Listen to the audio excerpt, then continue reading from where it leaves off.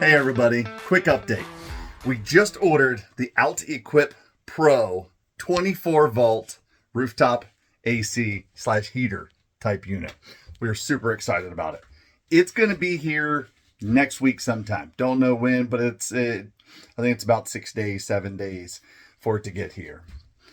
Before it gets here, I wanted to do a test. I'm going to hook up my rooftop unit.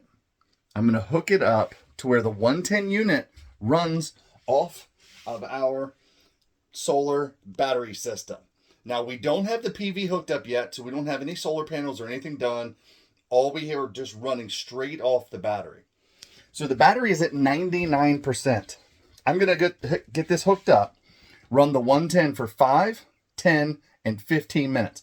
And at each one of those increments, I'm going to take a screenshot of the BMS monitor that is installed in the battery.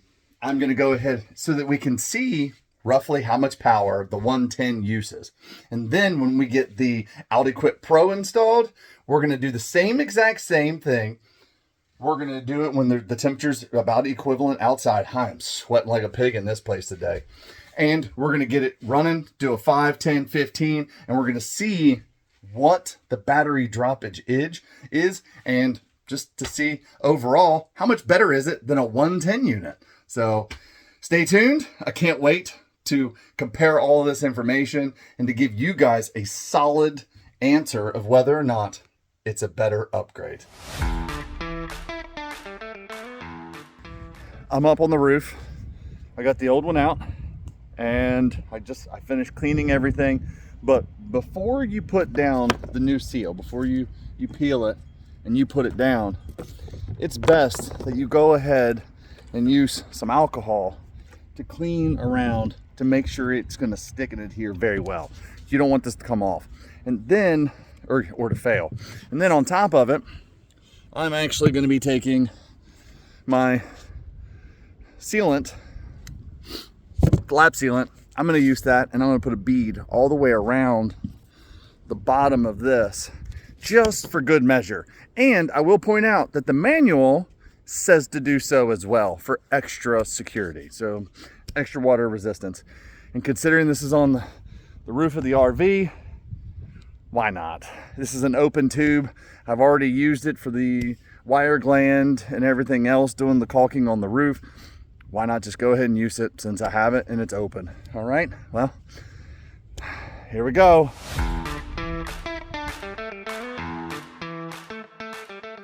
I got a nice bead going all the way around. So now we're ready to put the rooftop air conditioner on. After that settles for a while, I'll be back. Hey guys, well, here I am on top of the doghouse again, working on the OutEquip, and have a important thing that I need to remind everybody. Sometimes I got to remind myself, and this is one of the moments that's going to help me remember. Sometimes when you watch YouTube videos on how to do things, people do them wrong. And then if you follow through and you do it, guess what? You do it wrong. And that has happened with the OutEquip Pro. I followed a gentleman's video on YouTube, did it in the house, carried it out, figured this is great, I'm gonna go install it. But then I pulled out the handy dandy manual that I already covered in the instruction video, the unboxing, and it just saved me. Let me show you. Okay, so what we have here is the power wire that comes down, comes around, and it goes through, and the guy in the video shows there's a notch here. Now you can put this here, and there's even a notch on the back of the panel right here to where, it'll work, it'll fit. So I routed it, took it in, took it through here, put it inside. Well, pulled out the manual And guess what? The manual says that you're supposed to find, locate it, pull the cable back in so that you can reroute it and drop it in on the right side, not the left side. Now, you may ask, well, you already did it. Why move it? Why change it? You know, it's in, it's going down, it's going to work. Yes, that is true. However, if I pull it out here, pull it back, and then take it this way and I drop it down inside, I gain about 3 feet of power cord. That's a big deal. That is huge.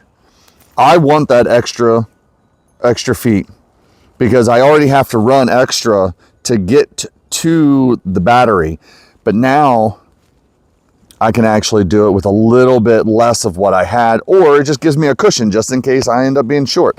So with that being said, I'm going to go ahead, I'm going to shut this video off, and I'm going to go ahead and take all these screws off on this cover. I'm going to pull it back through and I'm going to lace it through, and then I'll show you the finished product again. All right, so I'll see you shortly.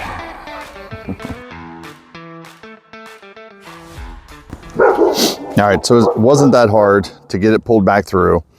Got that off, pulled it out, and when you pull it up through here, there is a zip tie here you got to cut, and then you can pull it up through here.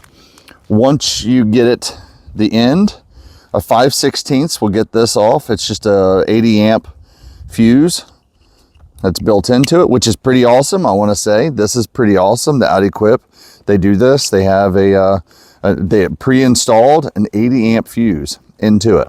So all you got to do now is you just take this, bring it through, and drop it down into the hole. So feed all that in there.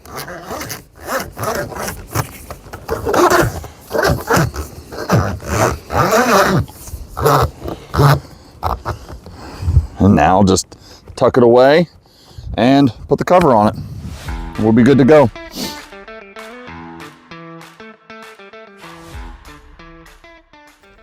I don't know about you, but I think this is probably one of the best parts of getting something new. Look at that. Install is complete.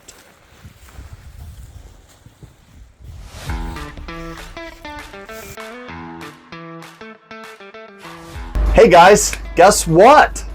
We got the Summit 2, the OutEquip Summit 2 installed and running, and I'm pretty darn comfortable in here. I don't know about you. Absolutely.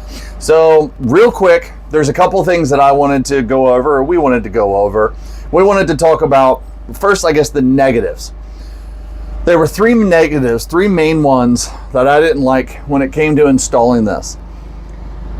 The original unit, the Dometic that was here, it allowed for wires to pass through. So the previous lighting, like this light here, and the lighting on the other side would follow this way, and a couple other things. Well, the OutEquip does not take that into account. So there's a piece on this that has to slide up and go around.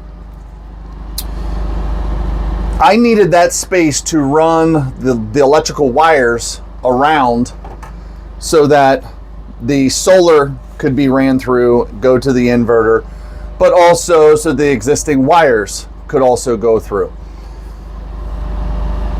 The problem that I had was these knobs here, the way that they go on, the shroud goes around it and it has a solid piece. Actually, if you look here, you'll see what I was talking about. You'll see it's solid. In the photo, you'll notice that it's a solid black piece that actually slides up and goes into the unit.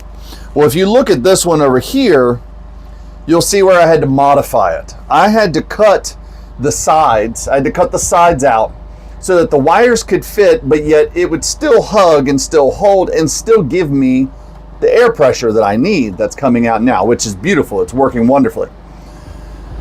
That's something I wish OutEquip would have looked at, would have considered, is the wiring that we have to put in. I got it solved, I took care of it, and actually with what I did and what you see, it's a quick fix. So if OutEquip sees this video, maybe you guys can take this into consideration.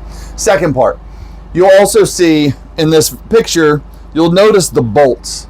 There's a bolt, 2 bolts here, 2 bolts here. OutEquip does not provide 3 sizes of bolts. They provide 2, large and medium. I needed the small for the size roof that we have, and our roof is only 1 3/4 inches.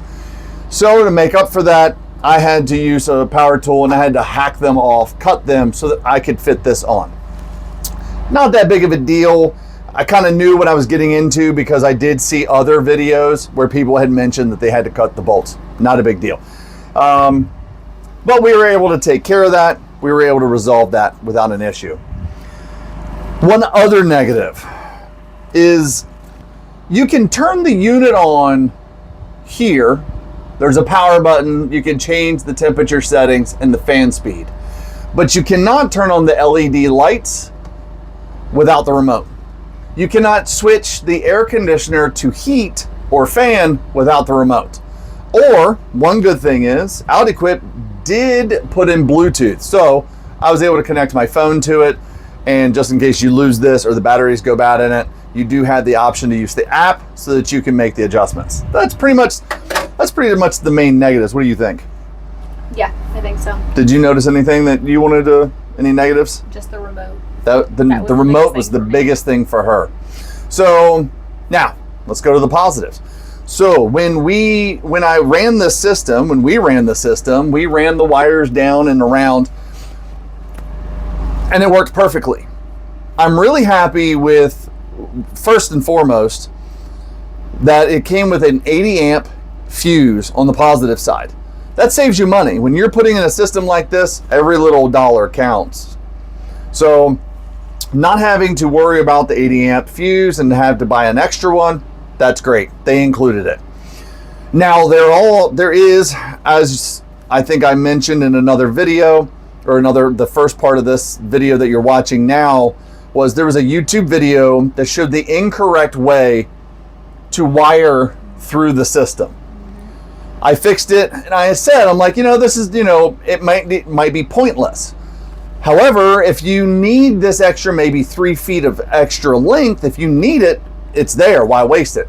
Well, it's a good thing that I actually took the time to fix it, because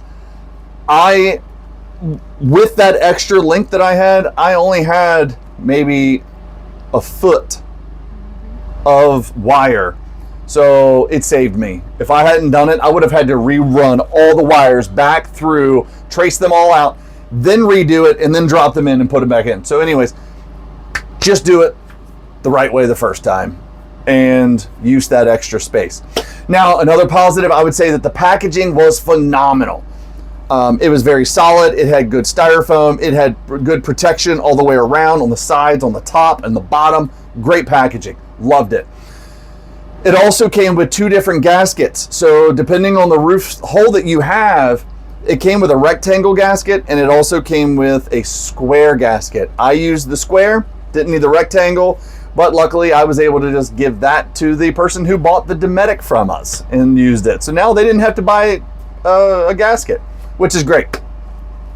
Now, I did a comparison of the Dometic versus the OutEquip. The Dometic, it did okay, but boy, oh boy, the Summit, this OutEquip, actually, let me grab my paperwork. Let me see. Real quick, let's see. I want to do a rundown of this information as quick as I can.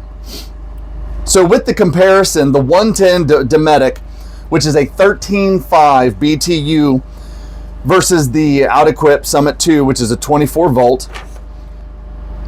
I ran both units and recorded every 5 minutes for a total of 15 minutes. So I recorded 3 times. Each battery started out at 99% level. The Dometic unit was at 97% after the OutEquip Summit 2. after the first 5 minutes, and the Summit 2 was at 98% after the first 5 minutes. The Dometic was at 95% after the second 5 minutes, and the OutEquip Summit 2 was at 97 after the 5 minutes. The Dometic was at 94 after the 5 minutes, and the OutEquip Summit 2 was at 95 in the last 5 minutes. So, which unit did better? Want to take a guess? This one. The OutEquip Summit 2. It definitely did better. You got to keep in mind that when you're running a Dometic unit, an actual 110, through an inverter, you're going to have heat loss from the conversion because it goes into the inverter, then the battery. With the Summit 2, you don't even need the inverter. It's wired straight to the bus bar, straight to the battery. You don't even need it. So there's no heat loss. So it actually runs almost about 30% more efficiently, 38% more efficiently. The outdoor temperature, those two were also different. When I did the Dometic, it was 87.2 inside. The outside temperature was 88.3. The Summit was 89.2 inside, 93.3 outside. That's a huge difference. After 5 minutes, the Dometic was at 84.7 inside, still 87 outside. The OutEquip was at 84.7 inside, and it was 93.7 outside. So they had pretty similar numbers right there. After about another 5 minutes, the Dometic was at 81.5 inside, 86.5 outside. The OutEquip was at 82 inside, and it was 93.5 outside. So with that information, in the last 5 minutes, it was 78.9, I do believe, 78.9 inside for the Dometic, and it was 86 outside. But then when I did the OutEquip, it was 80 degrees inside at the 15-minute mark, while it was 93.5 outside. That's huge. So which one do you think did better on that? That one. That one. The OutEquip. The OutEquip blew it away. Absolutely. The Summit 2 had better efficiency. It provided a 38% more cooling per percentage of battery loss. And the crazy thing is that, well, I guess the most impressive thing is that it had to overcome harder or harsher conditions because it's 90-some degrees outside. And it still outperformed the 110 Dometic. So, guys, girls, we definitely support and recommend getting an OutEquip. What do you think? Yes. Anything you want to add? I think it's doing a great job compared to the other one. It's very quiet for the most part, and I'm super happy with it. Me too. And so is Doof. Yeah. Spaz is out. He's so comfy. He's so comfy. He's such a good boy. So, anyways, I hope you guys liked this video. I hope you liked everything. And if you have any questions, just leave them in the comments and I will try to answer as quickly as possible. Bye.